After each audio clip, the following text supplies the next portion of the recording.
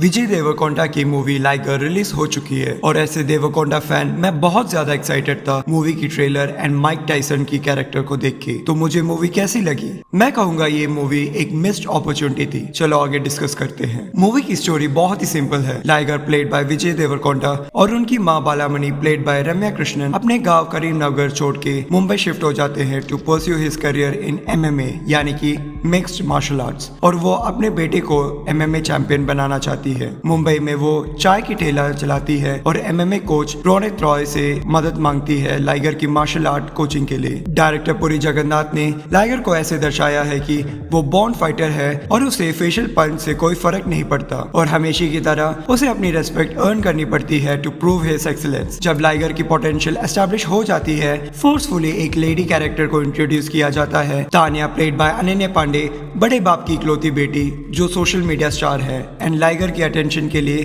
उसके पीछे घूमती रहती है। आगे मूवी में लाइगर की MMA जर्नी को दिखाया है। क्या वो अपने ख्वाब को सच में बदल पाता है या नहीं? मूवी एक स्पोर्ट सब्जेक्ट के ऊपर बनाई है, पर इसकी स्टोरी और स्क्रीन प्ले इतनी प्रॉब्लमैटिक है कि आपको लगेगा मतलब कुछ भी चल रहा है। मूवी में ना लाइगर की ओरिजिन स्टोरी के बारे में बात किया है, ना उसके फादर की डेथ को एक्सप्लेन किया है, ना ही लाइगर की स्ट्रगल को दिखाया है जो एक इमोशनल कनेक्ट बन सकती थी और ऑडियंस को आगे मूवी देखने के लिए इंट्रिग कर सकती थी। डायरेक्टर पुरी जगन्नाथ ने इन सब इमोशंस को नजरअंदाज करके एक बोरिंग फिल्म बनाई है। Talking about the performance, movie में सारे कैरेक्टर्स को बस एक नेम से के लिए डाला गया है, ना ही कैरेक्टर बिल्डिंग में फोकस किया है। अनन्या पांडे की over the top baseless acting and characterization को देख के ऐसा लग रहा था कि उनकी पार्ट कट भी कर दे तो मूवी में कोई फर्क नहीं पड़ता। लाइगर की माँ का एक इंटेंस सीन के बाद वर इज माई वोट का लेट्स पार्टी बोलना वॉज नॉट फनी एंड बहुत किसी पिटी डायलॉग्स लाइक मैं तुम जैसे स्टैमर के साथ नहीं रह सकती, मैं तो हॉलीवुड में करियर परस्यू करने जा रही हूँ। मतलब कुछ भी, अगर आप बॉलीवुड बोलते तो थोड़ा बेटर होता। रम्या कृष्णन की परफॉर्मेंस अच्छी थी, बट उनकी कैरेक्टर इतनी लाउड है कि you feel the same performance of Baahubali being repeated again. एक सीन में तो मुझे ऐसा लग रहा था कि she would call Amarendra Baahubali. Ronit Roy as coach बहुत ही अच्छा परफॉर्म किया है, बट मूवी में उनके कैरेक्टर को ज्यादा डिफाइन नहीं किया। Relation between coach and liger, उनकी इमोशन एंड स्ट्रगल को दर्शाने में मूवी फेल हो चुकी है। Vijay Deverakonda as liger character में फिट बैठता है। विजय की प्रेजेंस एंड उनकी फिजिकल ट्रांसफॉर्मेशन ही मूवी में कुछ अच्छा देखने को मिलता है। फिजिकली फिट होने की वजह से विजय बहुत अच्छे तरीके से fight scenes and stunt perform करता है, बट ये सब परफॉर्मेंस का कोई फायदा नहीं जब character is not fully defined by director. मैं विजय देवरकोंडा का बहुत बड़ा फैन हूँ और उनकी strong performance in Arjun Reddy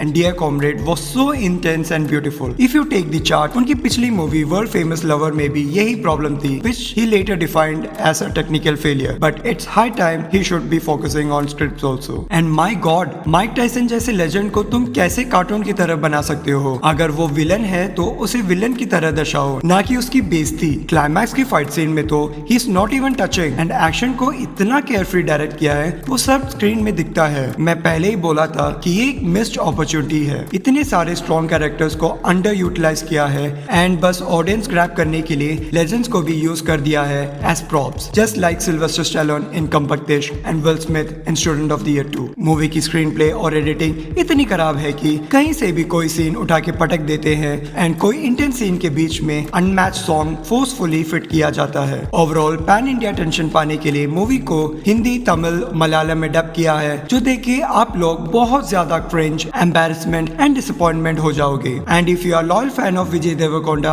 I am no one to stop you. आप लाइगर अपनी नजदीकी सिनेमाघरों में देख सकते हो। That's it for now, and for more such reviews, please subscribe to this channel, Teapot Talkies. Press the bell icon so that you will be notified whenever the next review is live. You can follow us on Instagram, Facebook, and Twitter at Teapot Talkies, where you get daily updates on the world of entertainment. Thank you for watching.